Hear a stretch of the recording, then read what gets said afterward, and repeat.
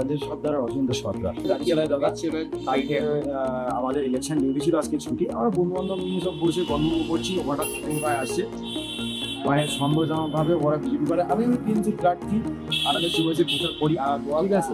সে ক্ষেত্রে বন্ধুর একটা পুরো রাগ ছিল, আচমকা এসে মারধর শুরু করে। আমি ছিলাম ফার্স্ট, ওরা একটা বাঁশ দিয়ে আমাদের মায়ের মাথায় আঘাত হয়। তারপর আমার বন্ধু বান্ধব থাকায় আমার বন্ধু বান্ধব তো করে। তারপর আমার বন্ধু বান্ধব যখন ওদেরকে ধরতে যায়, ওরা থানা দোকান থেকে বেরিয়ে যায়।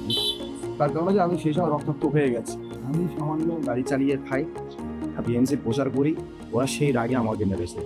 কিন্তু অ্যাকচুয়ালি ওটা ওদের পারিবারিক ঝামেলা।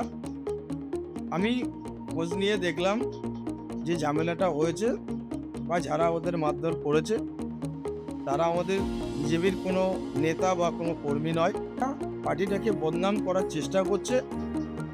তো মানুষ বুঝে গেছে যে এইভাবে বদনাম করা যাবে না আর বিজেপিকে থামিয়ে রাখা যাবে না।